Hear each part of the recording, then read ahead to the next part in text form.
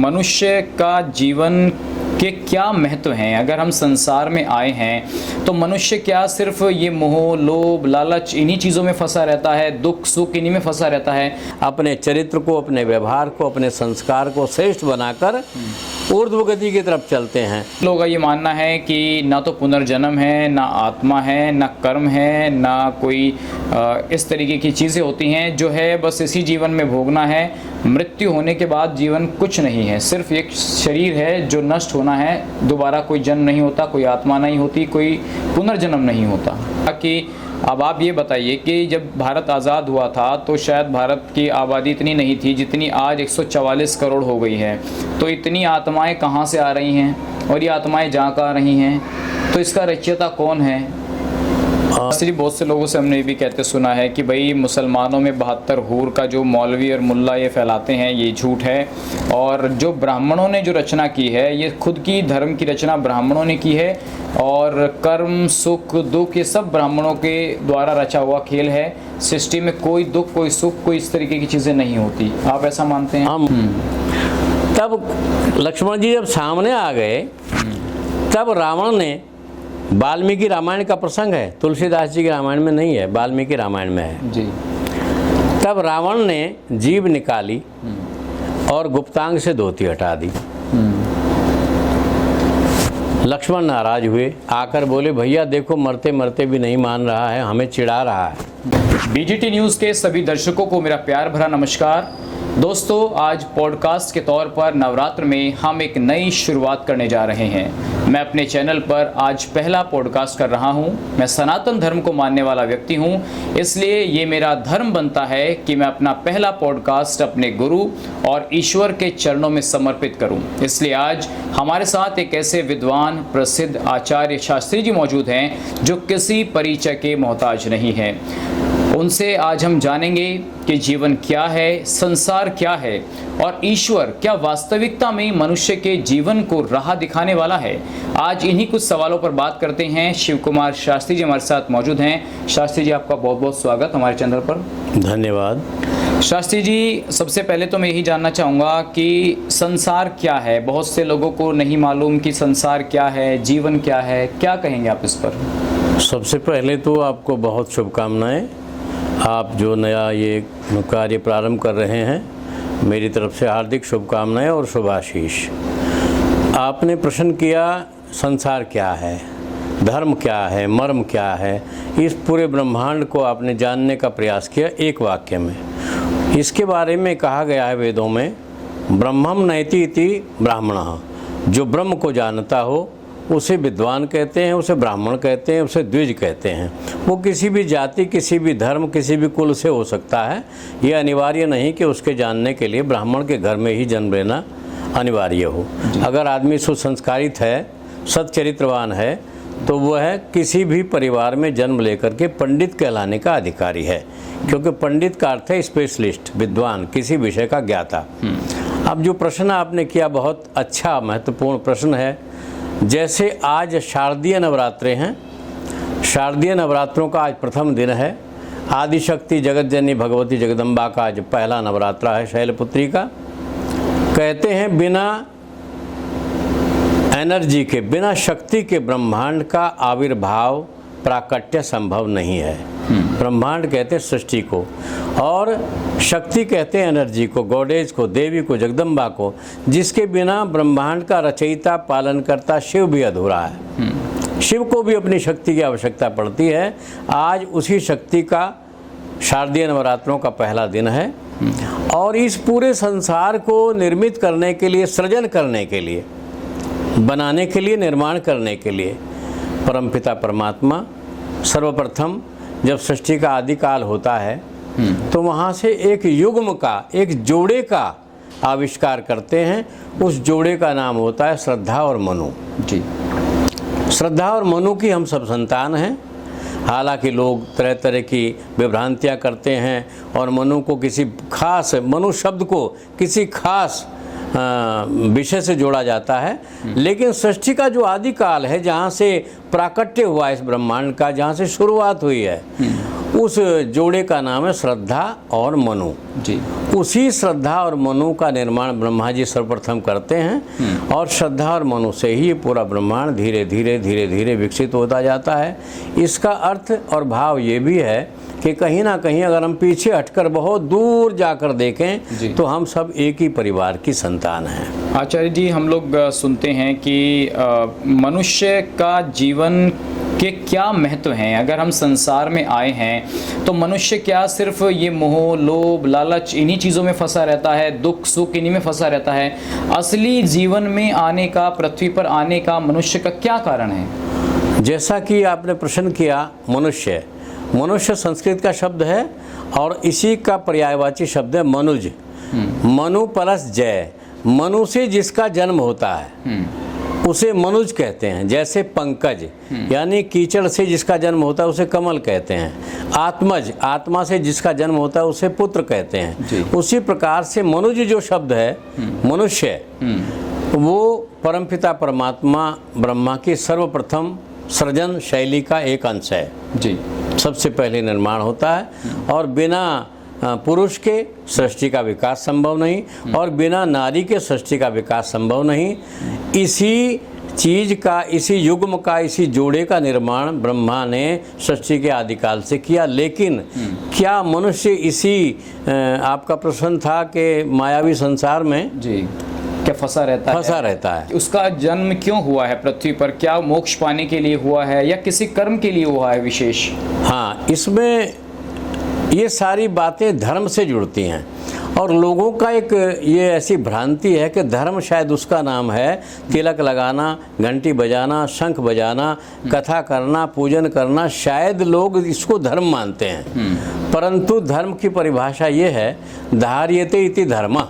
जो धर्म को धारण करे, जो कर्तव्य का पालन करे, जो कर्तव्य प्रायण हो, जो अपने कर्म को पूजा समझ करके, इबादत समझ करके आगे उसका निष्पादन करे, उसे धर्म कहते हैं। और धर्म को आगे बढ़ाने के लिए ही ब्रह्मा जी की संरचना है मानव योनि का सृजन।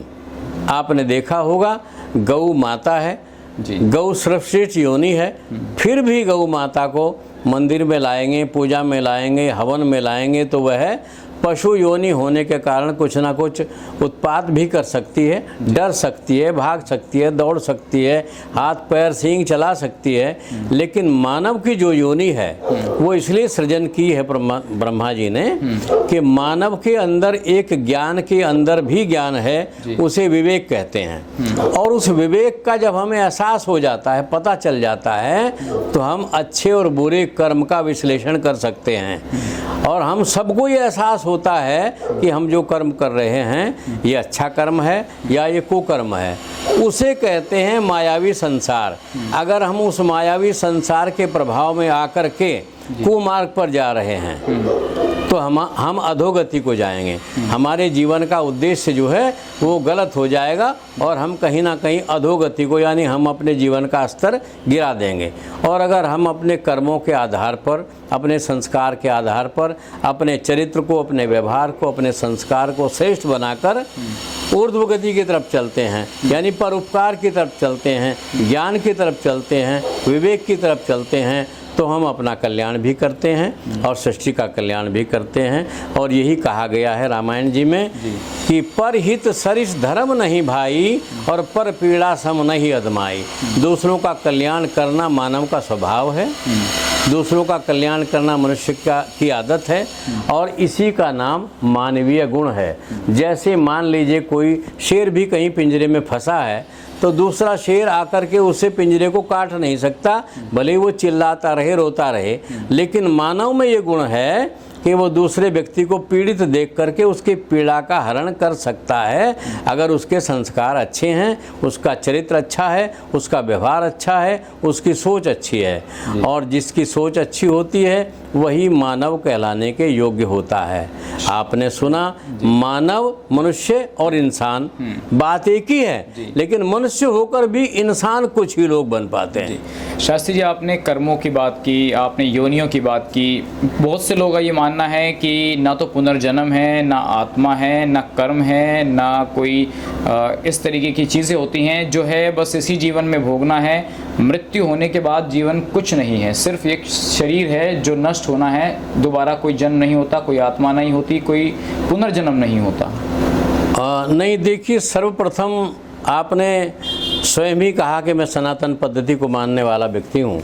उसी आधार पर सबसे वैज्ञानिक तथ्यों पर खरा उतरने वाला आपका एक ग्रंथ है, उसका नाम है श्रीमद् भगवत गीता। और श्रीमद् भगवत गीता में भगवान श्री कृष्ण ने कहा, यस्य जन्म तस्य मृत्यु ध्रुवम। हे अर्जुन, जिसका जन्म हो गया है उसकी मृत्यु निश्चित है, और यस्य मृत्यु तस्य जन्म निश्चितम। जिसका जन्म हो गया मृत्यु अवश्य होगी, जिसकी मृत्यु हो गई उसका जन्म अवश्य होगा। इसी सांसारिक चक्र को आवागमन कहा जाता है। आना और जाना सृष्टि का नियम है, लेकिन हमें फल हमारे कर्मों के अनुसार मिलता है। अच्छा शास्त्री, जैसे लोगों ने कहा कि मैंने ये सवाल कहीं और भी लोगों से पूछा जो बौद्ध धर्म को मानते हैं, उन्होंने कहा कि अब आप ये बताइए कि जब भारत आज़ाद हुआ था तो शायद भारत की आबादी इतनी नहीं थी जितनी आज 144 करोड़ हो गई है, तो इतनी आत्माएं कहाँ से आ रही हैं और ये आत्माएं जहाँ का आ रही हैं, तो इसका रचयिता कौन है? देखिए, आवागमन है तो फिर ये उतार चढ़ाव क्यों हो रहे हैं? हाँ, हमारी जो सनातन संस्कृति है उसमें एक वसुधैव कुटुंबकम नाम का शब्द आता है। अयम निजः परो वेति गणना लघु चेतसाम उदार चरिता नाम तो वसुधैव कुटुंबकम।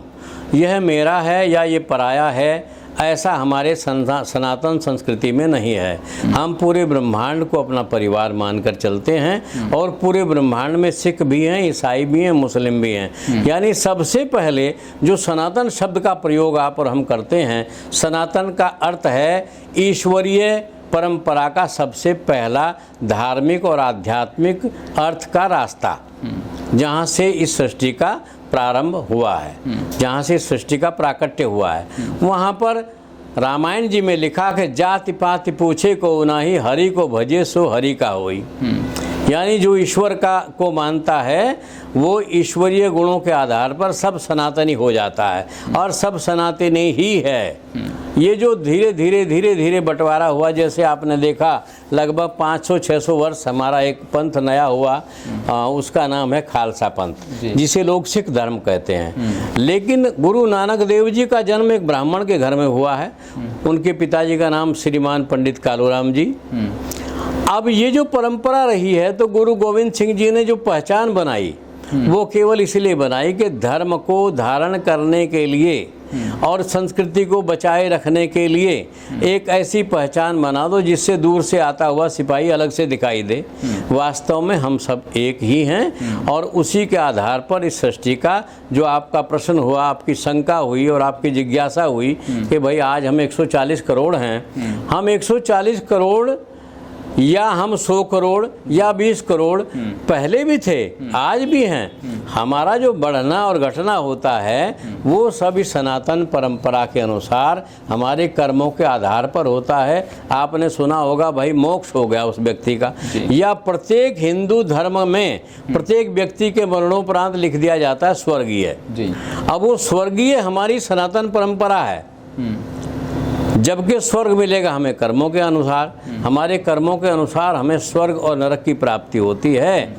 और इसी क्रम में आपने एक छोटी सी लघु कथा सुनी कि जिस समय मोह के कारण महाभारत काल में अर्जुन को एक शंका हुई कि मेरा पुत्र कैसे मारा जा सकता है अभिमन्यु, मैं तो बहुत बलशाली हूँ और भगवान कृष्ण स्वयं मेरे सारथी हैं। तो जिस समय कृष्ण जी लेकर के अर्जुन को गए यमलोक और ये कहा कि यहाँ पहचान लो आपका पुत्र कौन सा है, तब अभिमन्यु ने अर्जुन को कहा कि पिताजी आप कौन हैं? पता नहीं कितनी बार मैं आपका पिता बना हूँ, पता नहीं कितनी बार मैं आपका पुत्र बना हूँ। ये सृष्टि का आवागमन है, आप इस मोह के चक्कर में ना पड़ें। वहाँ से अर्जुन को ज्ञान हुआ और इस संसार का जो मायावी पर्दा था उनके मस्तिष्क के वो हटा, क्योंकि स्वयं वासुदेव उनके सारथी रहे हैं। जी। यही सृष्टि है। तो शास्त्री जी, बहुत से लोगों से हमने ये भी कहते सुना है कि भाई मुसलमानों में 72 हूर का जो मौलवी और मुल्ला ये फैलाते हैं, ये झूठ है। और जो ब्राह्मणों ने जो रचना की है, ये खुद की धर्म की रचना ब्राह्मणों ने की है, और कर्म सुख दुख ये सब ब्राह्मणों के द्वारा रचा हुआ खेल है। सृष्टि में कोई दुख कोई सुख कोई इस तरीके की चीज़ें नहीं होती। आप ऐसा मानते हैं? हाँ, मैंने पहले भी आपको एक बात कही कि स्वर्ग और नरक कुछ भी नहीं होता है, कहीं नहीं जाती है आत्मा, एक मनुष्य गया तो गया। हाँ, पहले भी मैंने एक बात अभी इसी क्रम में आपको कही कि ब्राह्मण कोई जाति नहीं है, ब्राह्मणिक संस्कार है, ब्राह्मणिक संस्कृति है। और ब्रह्मम नैतीति ब्राह्मण, जो ब्रह्म को जानने का प्रयास करे उसे ब्राह्मण कहते हैं, उसे श्रेष्ठ कहते हैं, उसे विद्वान कहते हैं।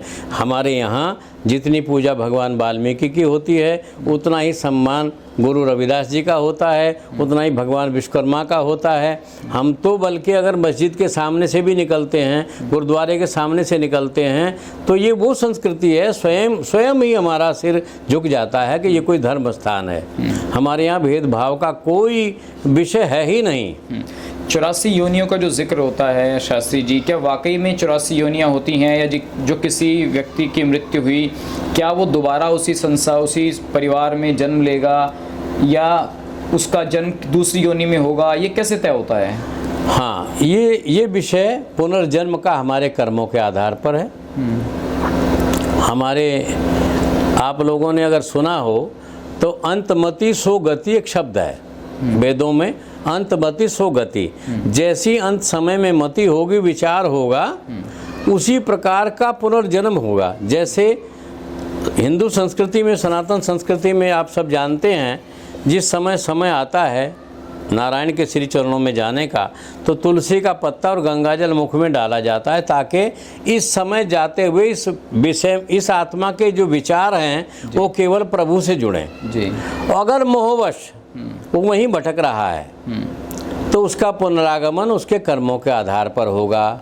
जैसे कर्म करते हुए प्राण त्याग रहा है, उसी प्रकार की योनि में उसका संपादन नारायण करेंगे, और उसे पूरा वो फल दोबारा भोगना पड़ेगा।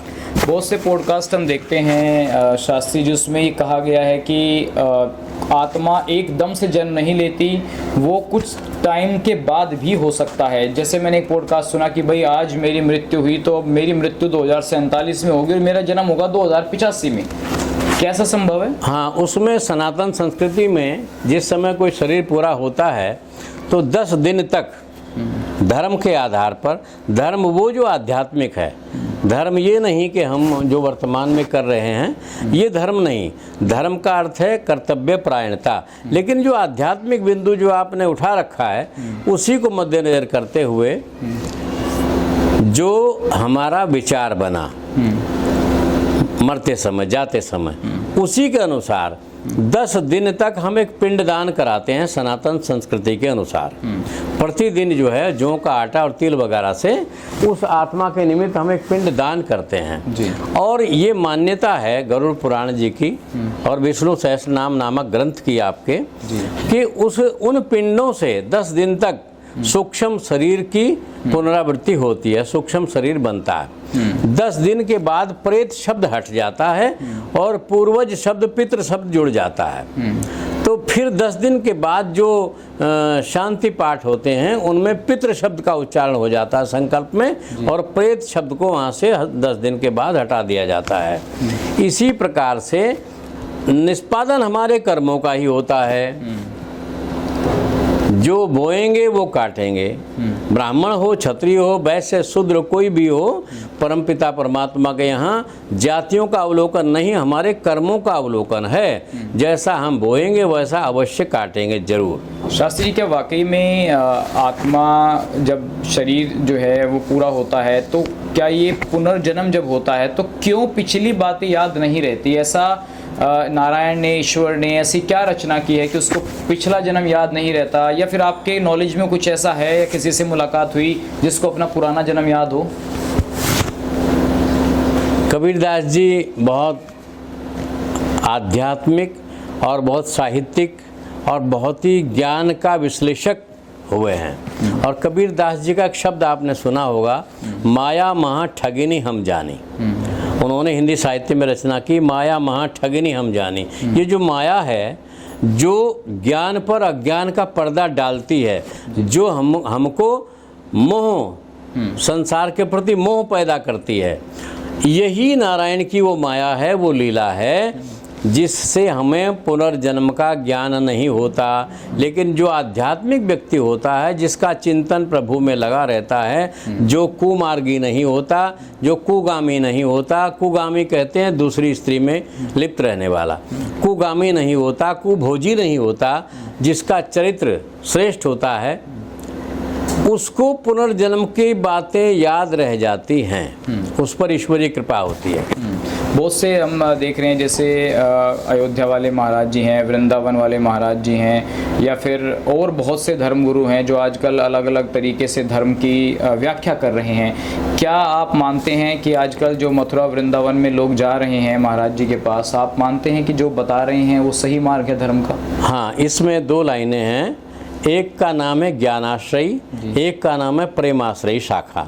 दो तरह से भक्ति होती है, और भक्ति और ज्ञान दोनों में शत्रुता है। जो व्यक्ति ज्ञानी होता है वो भक्त नहीं हो सकता। जो ज्ञान के पीछे पड़ेगा उसे भक्ति से दूर हो जाएगा। भक्ति कहती है समर्पित होना चाहिए, भक्ति में समर्पण मांगते हैं, और वहाँ शिक्षित होना जरूरी नहीं है।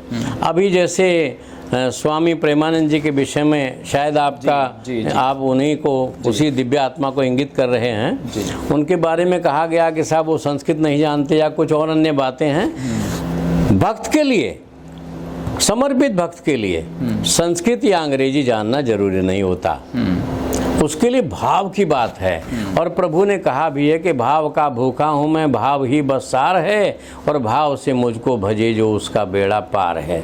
इसलिए जो ये आजकल की जो चर्चाएं चल रही हैं उसमें वाद विवाद निरर्थक है, क्योंकि वाद विवाद नहीं करना चाहिए। किसी भी व्यक्ति का अगर नारायण के प्रति, ईश्वर के प्रति या अपने इष्ट के प्रति समर्पण है तो उसका शिक्षित होना या MSc, PhD, B.Ed होना जरूरी नहीं है, अगर वो भक्त है तो। अच्छा शास्त्री जी, एक बात और बताइए। आपको हम देखते हैं, आप श्रद्धांजलि सभाओं में जाते हैं और बहुत अच्छा वक्तव्य आप वहाँ रखते हैं, लेकिन जिसके घर से कोई प्राणी जाता है वो बहुत दुख में होता है, विलाप करता है। लेकिन गीता में कहा गया है कि भाई आपको किसी भी तरीके से विलाप करने की ज़रूरत नहीं है, क्या पता जो गया है वो अगले जन्म में आपका पुत्र हो, पुत्री हो। तो क्या ये वास्तविकता है या फिर ये भी इसमें गीता में बताया गया है? इसके पीछे क्या कारण है? हाँ, आपने श्रद्धांजलि सभा नामक विषय उठाया।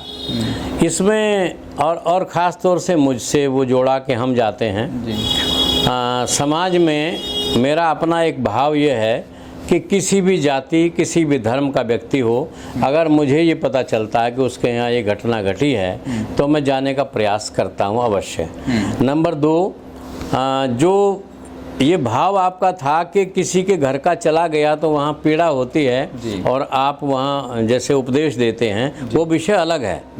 परंतु यहाँ मेरा ये समझाना और बताना है कि श्रद्धांजलि सभा, पुष्पांजलि सभा, भावांजलि सभा, शोक सभा, शांति सभा, इन शब्दों में कुछ भिन्नता है।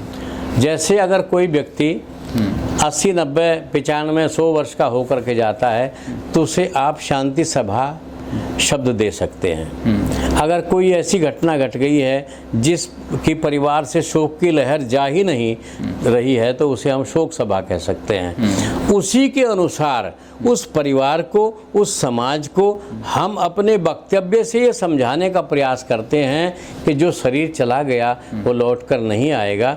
आपको आत्मबल बनाने के अलावा कोई रास्ता है ही नहीं, आपको मनोबल बनाने के अलावा कोई रास्ता है ही नहीं।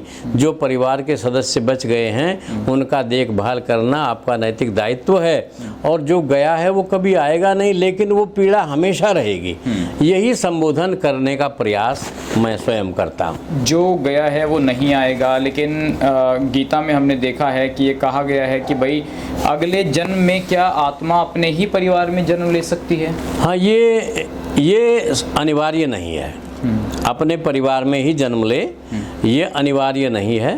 वो उनके कर्मों के आधार पर और उनकी आखिरी मनोवृत्ति के आधार पर और उस पूर्ण ब्रह्म के आदेशानुसार निर्भर करती है कि उनका जन्म कहाँ होगा, या उनके कर्म अगर बहुत श्रेष्ठ हैं तो प्रभु अपने चरणों में स्थान देंगे, उनका मोक्ष हो जाए, या पुनरावृत्ति होगी तो कहाँ होगी, वो विषय उनका है। शास्त्री जी, बहुत से लोग को मोक्ष का ही जानकारी नहीं होती है कि मोक्ष क्या है। बस हम लोग जाते हैं मंदिरों में और अक्सर हम टीवी डिबेट्स में या सोशल मीडिया पे देखते हैं कि मोक्ष चाहिए, तो दरअसल मोक्ष क्या है? हाँ, मोक्ष का अर्थ है इस जीवन में, इस शरीर में, इस आत्मा का पुनरागमन न हो, हम श्री हरि के चरणों में ही समाहित हो जाएं, इसे मोक्ष कहते हैं। हम सांसारिक आवागमन से छूट जाएं, उसे मोक्ष कहते हैं। लेकिन ये मायावी संसार है, मोक्ष इसलिए नहीं होता कि हम यहीं उलझे रहते हैं। एक बहुत छोटी सी लघु कथा हम आपको बताएं, बहुत छोटी सी।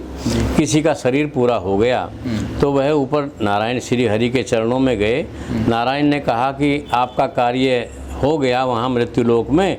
बोले नहीं, मेरे 2 पुत्र थे, एक पुत्र का मैं जीवन सेट करके आ गया हूँ, दूसरे का अधूरा है, तो अब क्या बनाऊं? बोले कुछ भी बना दो, भेजना उसी घर में, आसपास भेज देना। नारायण ने उनको कहा कि हम आपको बिल्ली बना दें, बिल्ली की योनि दे दें? बोले हाँ दे दो। बिल्ली की योनि आ गई, उसी घर में रहने लगी, बच्चों ने पाल लिया। बिल्ली की आयु कम होती है, कुछ समय बाद फिर मृत्यु को प्राप्त हो गई। तब तक छोटा पुत्र भी सेट हो गया। छोटे पुत्र को जब तक संतान नहीं हुई, नारायण ने कहा कि अब आपका कार्य अगर हो गया हो तो हम आपको मोक्ष दे दें, हम आपको यहीं रख लें स्वर्ग में। आपका चरित्र व्यवहार अच्छा है, आपके संस्कार अच्छे हैं, लेकिन आप मोह में फंसे हुए हो। वह आत्मा बोली कि नहीं, अभी छोटे वाले पुत्र का वंश नहीं चला था, एक मौका और दे दो नारायण।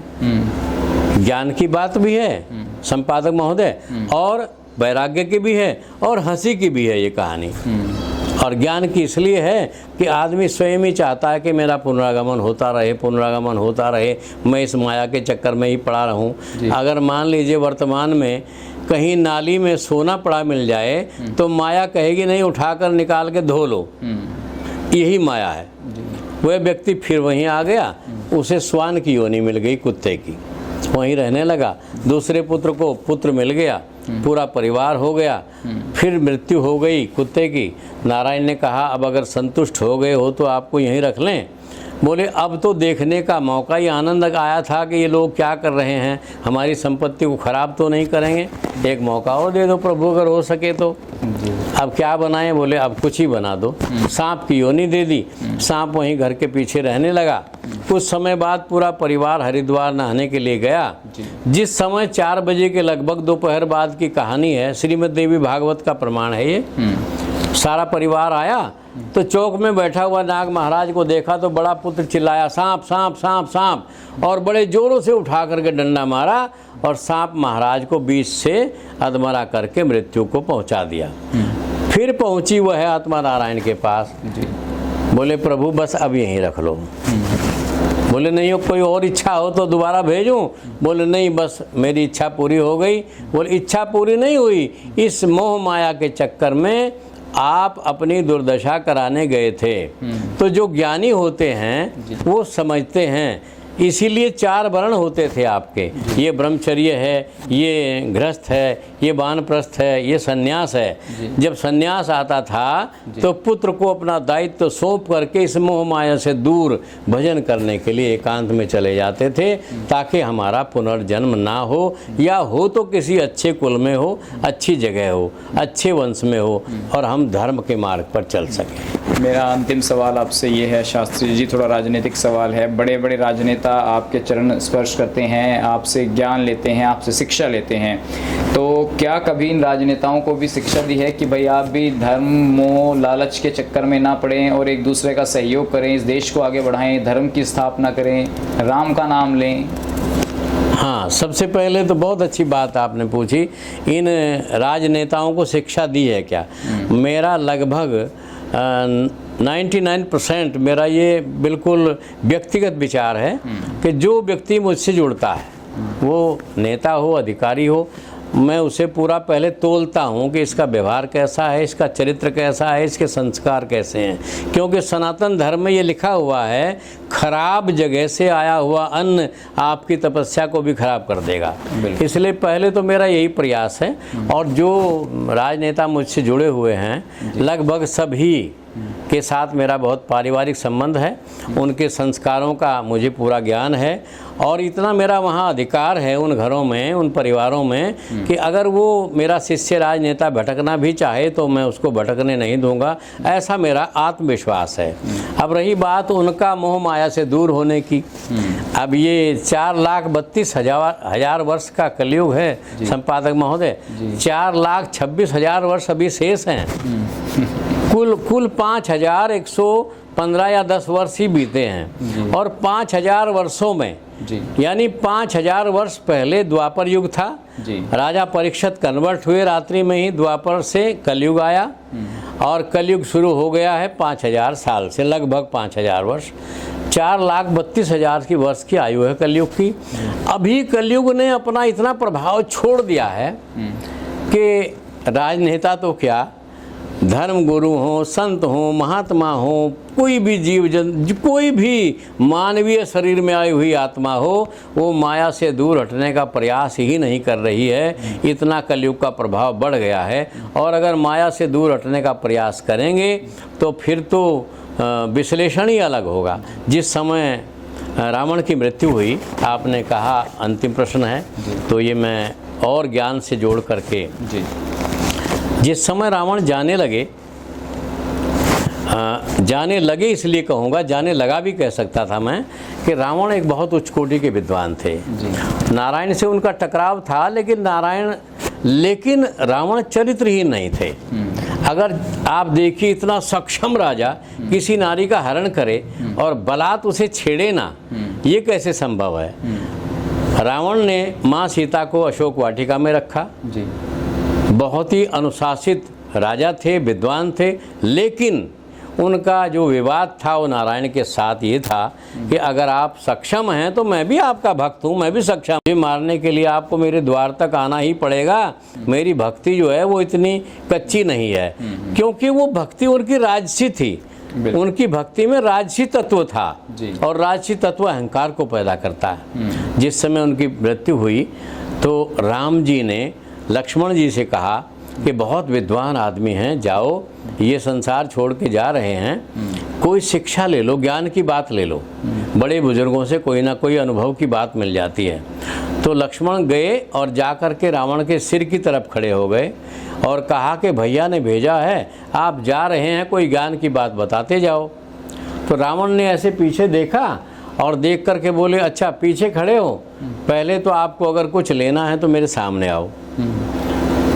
क्योंकि सामने शिष्य आता है, पुत्र आता है, जिज्ञासु आता है। इसी तरह से दुर्योधन पीछे बैठे थे और अर्जुन आगे बैठे, तो भगवान कृष्ण अर्जुन के साथ गए थे। तब लक्ष्मण जी जब सामने आ गए, तब रावण ने, वाल्मीकि रामायण का प्रसंग है, तुलसीदास जी के रामायण में नहीं है, वाल्मीकि रामायण में है जी। तब रावण ने जीभ निकाली और गुप्तांग से धोती हटा दी। लक्ष्मण नाराज हुए, आकर बोले, भैया देखो मरते मरते भी नहीं मान रहा है, हमें चिढ़ा रहा है। राम ने अर्थ लगाया अपनी बुद्धि से, नहीं लक्ष्मण, रावण ये कह रहे हैं, जिस व्यक्ति का लंगोट यानी चरित्र और वाणी वश में होगी वो कहीं मार नहीं खाएगा। ये ज्ञान की बात है, और ये बहुत सामाजिक और हमें अपने अंदर उतारने वाली बात है कि हम मनुष्य योनि में आए हैं। हमारी वाणी और हमारा चरित्र अगर हमारे वश में है तो ये मोह माया भी हम पर हावी नहीं हो पाएगी। बहुत बहुत धन्यवाद आचार्य जी, शास्त्री जी, आपने बहुत अच्छी बात, मुझे भी जो है आपसे काफ़ी कुछ सीखने को मिला आज तो। और हमारे दर्शकों के लिए जो आपने बातें रखी हैं उसके लिए बहुत बहुत धन्यवाद, आपने अपना कीमती समय निकाला। तो ये थे शास्त्री शिव कुमार जी, जिन्होंने धर्म, मोक्ष और जीवन का क्या उद्देश्य है, संसार क्या है, इन्हीं सभी बातों पर प्रकाश डाला। आज के लिए बस इतना ही। आप सबका बहुत बहुत धन्यवाद।